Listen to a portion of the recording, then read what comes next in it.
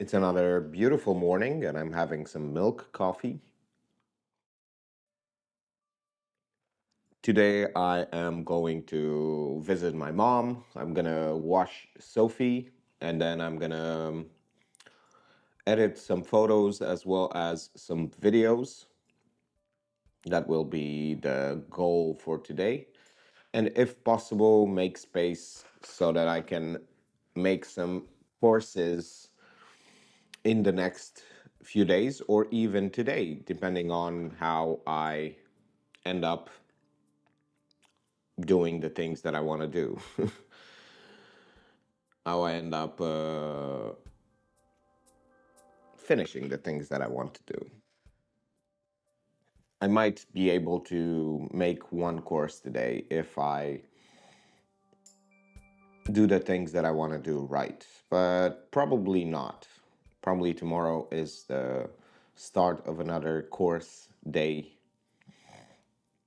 I have to make six more courses, and after that I'm gonna have to film 12 more intros, and I'm done for 6 months, which is nice. Hopefully nothing gets in the way of me doing that. My editor hasn't contacted me yet. I haven't messaged him, but hopefully he's gonna message. It's a ego battle right now, I think. I don't know what happens. I'm I don't want to stress him because I don't really have a deadline. So it's good that I have more time to relax and not be under pressure to create six more courses. And I think that's good. Plus, I don't if more time passes, then I have a bit more money because I get more income. So I don't have to worry too much about paying him. I don't really worry about paying him because I have the money set aside, especially for his share of the pie. But yeah, it's a bit easier to feel a bit less stressed about the payments as well as the work itself. If I can postpone it indefinitely, I would, but I can't, so I'm gonna have to work.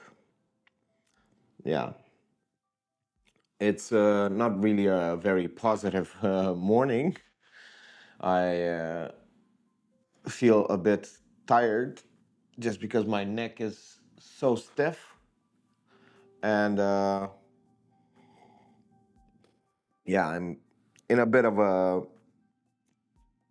intermediary space where I don't really do a lot. I just spend a lot of time outside, and I feel very good, but I don't do productive things, which is nice, but at the same time, it's not as bad as it sounds. Because I haven't really spent that much time outside, just 2 days. I met with some friends. It's not that bad. I did some work, but not the work that I wanted to do. So that's why I judge myself so harshly. So sometimes we tend to not take into account the things that might be useful, but we don't take them as seriously as the work that we really want to do or really should do. So it's not as bad as the week and a half where I was like, my brain was fried and I didn't do anything. And then I actually didn't do anything, but because I didn't work on almost anything, not even the commission, I was postponing it. And now I finished the commission. I worked, I took some photos, I did a lot of things. And yet I feel just like in that week and a half, I feel about myself as if I'm not productive because judge myself based on the how I feel and the potential that that feeling has to be productive. So just because then I was giving myself more slack, well, because I was feeling so bad, and now I don't. So it's not really a good idea. Like as long as I'm more productive than when I feel very bad, then that's good. Like why would I have a worse idea about myself when I do more than when I do less? Just because I have an excuse? I don't think that's fair for the good emotions to judge them more harshly. And like why use a bad emotion to say like, oh, you were feeling very, very bad, that's why you didn't work? Why couldn't it work the other way around? You were feeling so good that you didn't work. You were feeling super, super good, so you didn't work. As in, it makes no sense. It's the same thing. So that's exactly what's going on. But I will work. It's much easier to work in this state than in the other one, because in the other one I have to force myself. In this one I'm like, come on. It's much easier, much less friction. And in case you don't know, the only reason I feel so much better than a week ago, it's because I've not consumed social media during the day, except when I go to bed.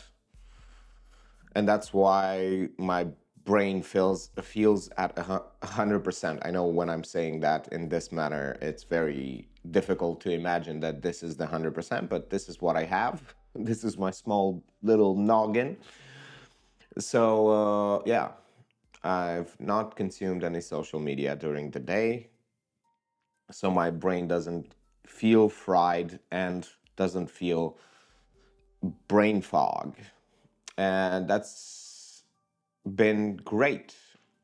I have been quite bored, especially if I don't do anything, because I want to stay on my phone. And I've been staying on my phone, but on news about technology and things like that, some reading headlines, and not really spending too much time on social media. That's the point. No listening, no video. So I think that's what's really frying the brain, because the scrolling on news, technology news websites is not that. It doesn't do the same thing, but it does consume quite a bit of time. So I might be cutting some of that off, because I've been seeing how I just find ways to and things to do on my phone that aren't social media, like perusing the shopping websites and looking at different deals, and like, yeah, it's been interesting to just move around the phone and do things that aren't social media, and see what you can come up with to just spend time on your phone, just because I've built this habit to stay on my phone. So now you feel that need. And I've been reading about galaxies and gas explosions on Mars that look like spiders and things like that. So it's a bit more fun, a bit more interesting. Plus, you can kind of curate a bit more the things that you, well, not really. It's almost the same. it's sometimes even worse. But I think it's more important than my brain doesn't really get foggy because of the sound and the video. So, and I cannot really do it at the same time as working, read the some articles. Another day has passed. I walked for about 3 hours, 2.5 hours with Sophie, just late night walking. I started walking and then I ended up going across, almost across the city. Well, not really, but in a circle, a 2.5 hour walk. And I was contemplating my own existence due to the fact that I couldn't listen to anything because I don't watch social media or listen to music or anything like that. And by the end of it, I was really thinking about the fact that I was trying to remember the first time I had this realization that I won't amount to anything. Like, I'm one of these people who will just be a statistic, like population. Oh, at this time in the world, there were about 8 billion people.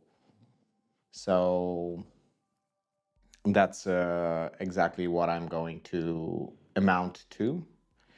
There will be a bit of, let's say, records of my existence, but not really something significant. And it is kind of, I don't know how to describe it, but weird to think about that because you and I and everybody else, we tend to think of ourselves as being special. And first time I encountered this concept, I think I was about 16, and a teacher asked us if we think we are special, and then argument, to give arguments for why do we think or we feel that we are special and what kind of things make us special. And I said nothing. I said there is absolutely nothing that makes me special. When I was 16, I was clever enough to understand that what she was trying to say is that how much deviation do you have from normalcy, let's say? Are you, is it already like obvious that you are different and built for greatness? And it was clear I was not. And it kind of pissed other people, the question. And well, my answer didn't, they didn't care. They were just focusing on themselves. But it kind of pisses people off because they still cling to this hope that they will be someday in the future the world will see how great they are. And I don't. I don't cling to that idea. I've not even given up on, because there is nothing to give up on if you don't have that thing. It's just accepting the fact that the world is never going to treat you special, or not only treat you special, but view you as special.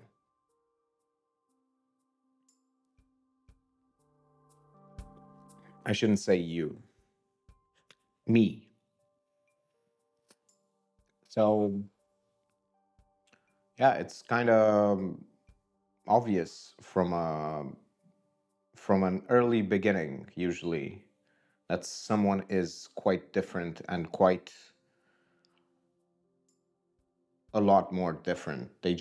People just gravitate towards them, or they have a innate talent, or they have some capacities that are hugely different than others. Their mind just works in a different way. And if they are lucky enough to also have the experience needed to succeed with those skill sets, then they will become someone great. But yeah, I don't view myself as great. I view myself as mediocre to kind of average. So even though I might want to feel different, or I might want to feel special, or I might want to think of myself in a different way, the hard reality is that I'm not. And that's fine. It's fine that I'm just gonna live for myself and for those close to me. But other than that, that's all that's gonna be there. No recognition, no grand mission, no grand achievements, just achievements that count for me and for people around me. I think the sooner you get comfortable with that idea, the easier it is to accept it. I'm almost 32 years old, and yeah, I have close to nothing to show for the fact that I've lived for 32 years. I've done some things, but they are not really impressive.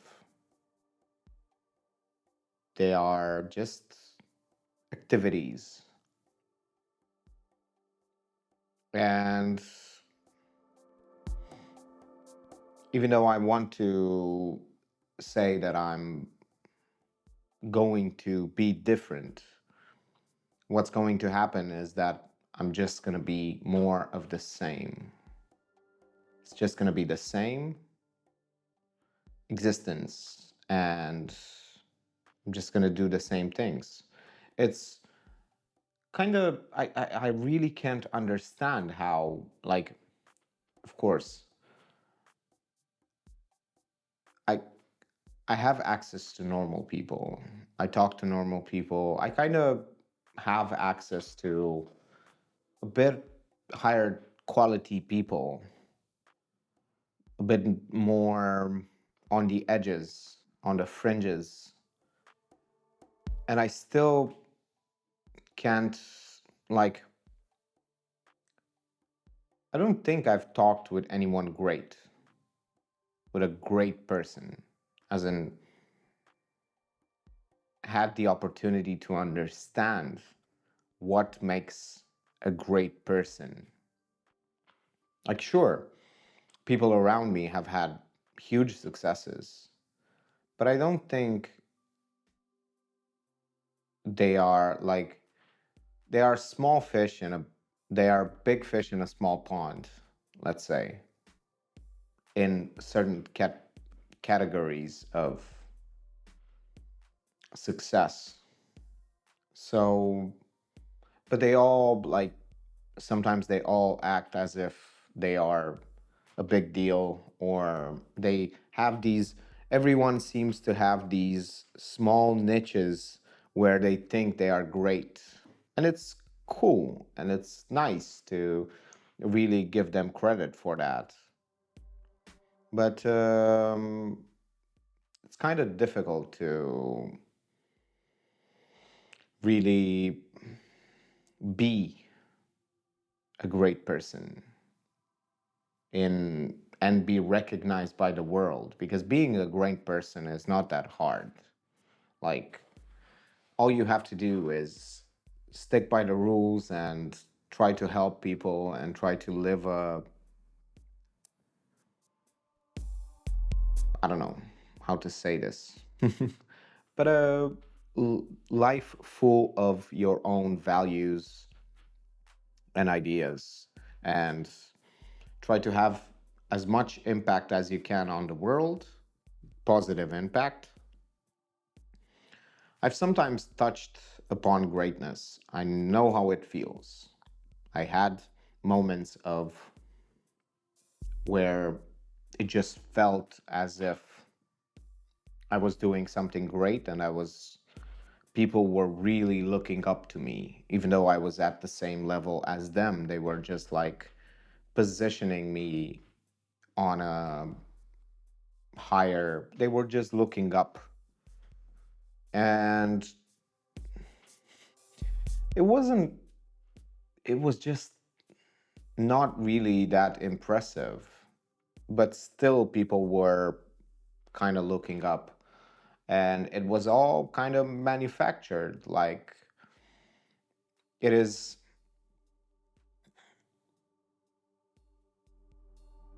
things behind the curtain that make the thing, the moment, feel special, and they put you up on a pedestal just because they don't understand and see under the hood of what got you there and how it was, how it went in that regard.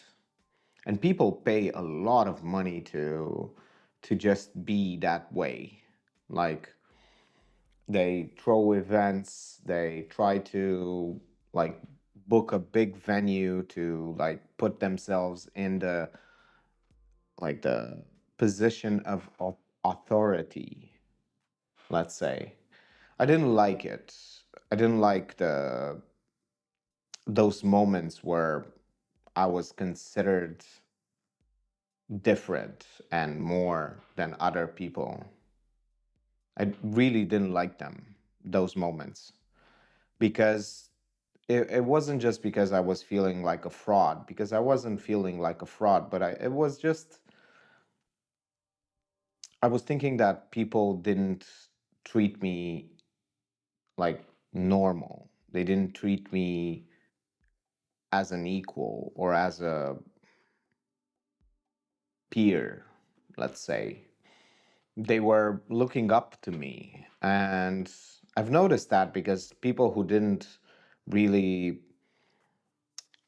I haven't talked to in a while, just ended up being at events and things that I was kind of organizing or whatever, exhibitions and things like that. They were just there to be like, hey, hi, like, I've been part of your life and now I've come to celebrate you. And it's not like it was just a celebration of like how old I am or a birthday or something like that. It was just the work, the things that I've done. And to be honest, it wasn't that nice, because I was like, and even people who are close to me, they were like treating me differently in that period. They were like, oh, because they were imagining that that will just go up and up and up because this is your chance, your opportunity. But I saw it for what it was, just a lucky situation. It wasn't like super, um it wasn't really an opportunity. It was just a jumble mess of things that happen, and a lot of luck and a lot of situations that happened that led to those moments. But yeah, at that point I was kind of feeling high from it. But looking back on it, I don't think I liked it. I didn't like it that much. It was kind of a lot of pressure and a bit surreal,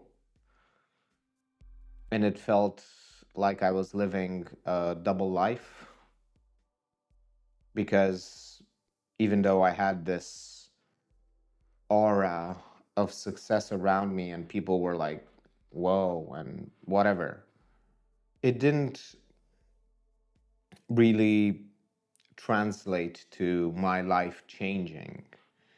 It changed just in the circumstances of my social life. But truly, my life didn't change. And it wasn't like everything just the doors are open and everything becomes easy. It's whatever got you there, and all the efforts and the luck and all those things that got you there,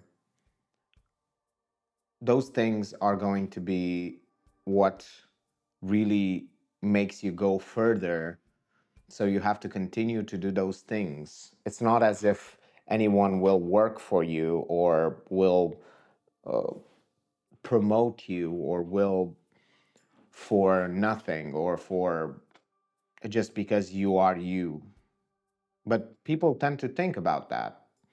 People tend to think that most people who make it, they make it just because they got someone or something happened that, and then they didn't have to do anything. And it's rarely the case. It's more that they've understood how to do something and then they moved towards that thing and repeated, found a kind of a recipe for success, and they repeated that. Because during those moments I was understanding a lot about how to do those things. And I was testing it out on smaller scales with throwing events and with 6, 7, 10 people, 8 people, 12 people. And slowly but surely, I built this social circle around me, and then I invited them to other events and more things. And it was kind of a, yeah, in this small circle of people, just about 20, 30, 50 people, I was becoming a bit of a whatever celebrity, let's say. And just because I was connecting all these people and bringing them and making things happen, that was the whole point.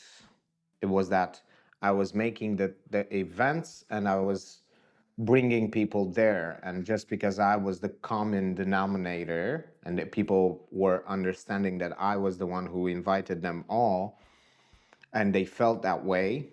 And if there was this importance put on me because I was inviting people and they were all there because I invited them. So without me, that whole event would not happen.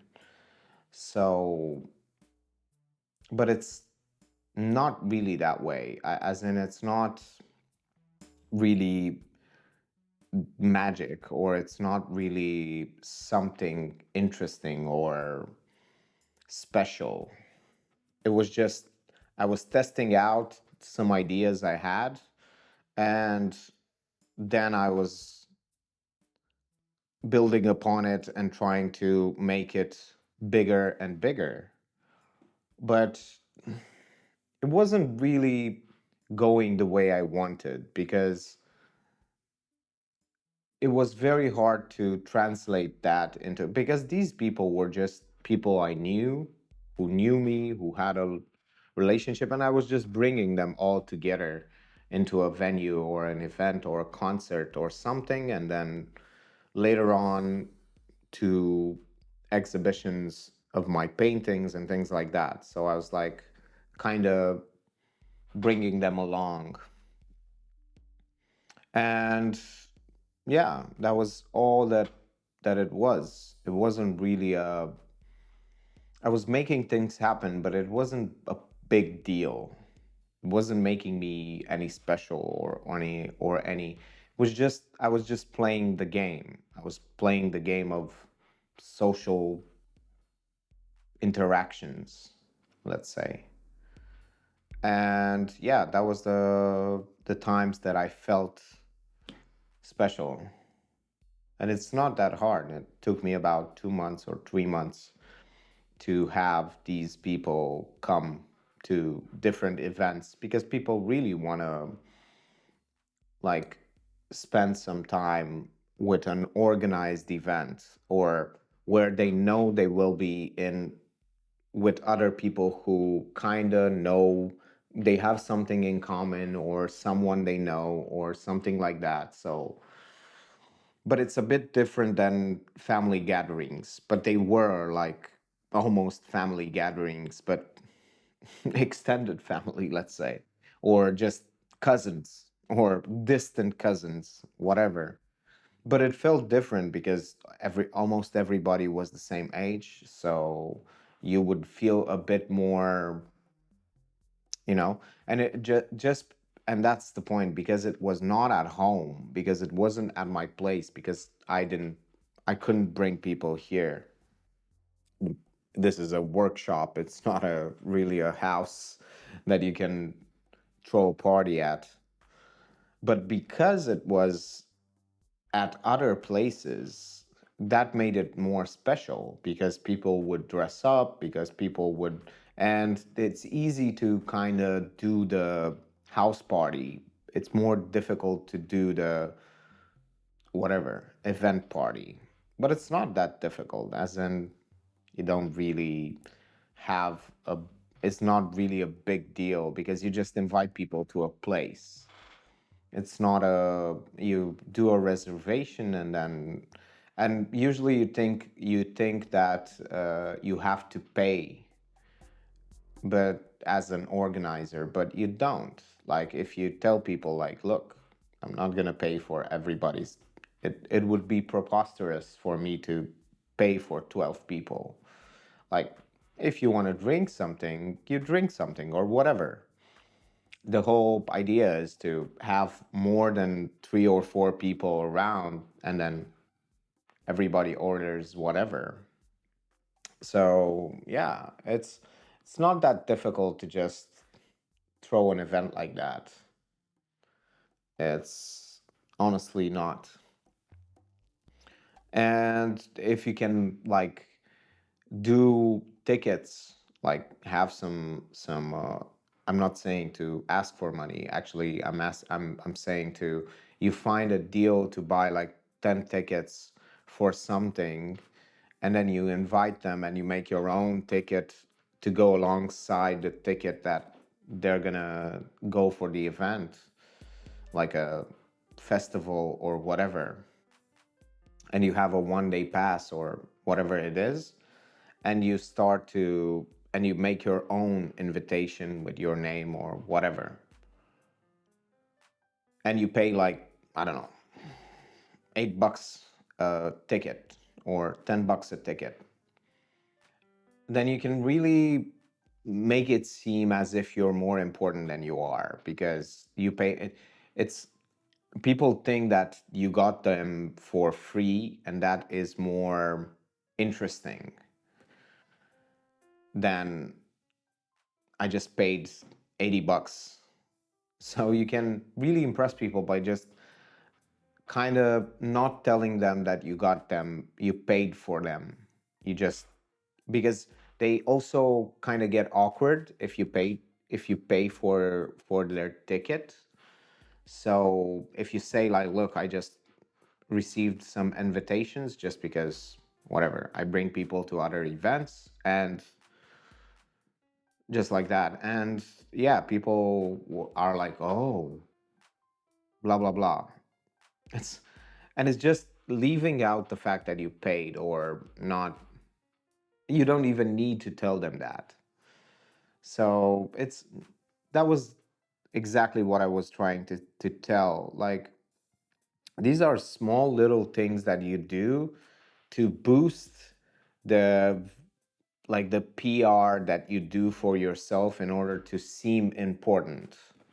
Like yeah, it's just it's everywhere. I've seen TV personalities doing it, and I've seen a lot of other things, a lot of other people just doing this kind of PR stunts and marketing and activations and all kinds of things.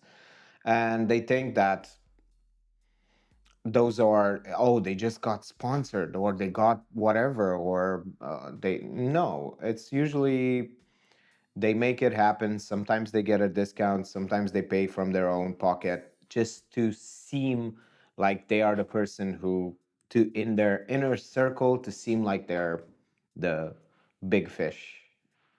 So don't be fooled by this aura of importance that people have around them.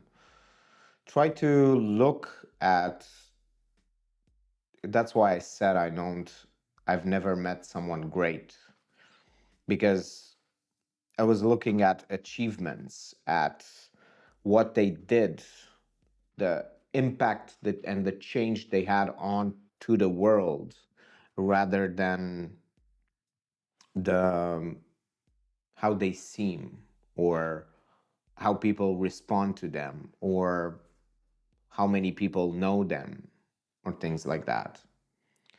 So achievements, that's exactly what I was trying to get at. You are not special if people treat you special. You are special if you did something extraordinary. And I'm saying that to myself, not to you, of course. Thank you for watching, and see you tomorrow.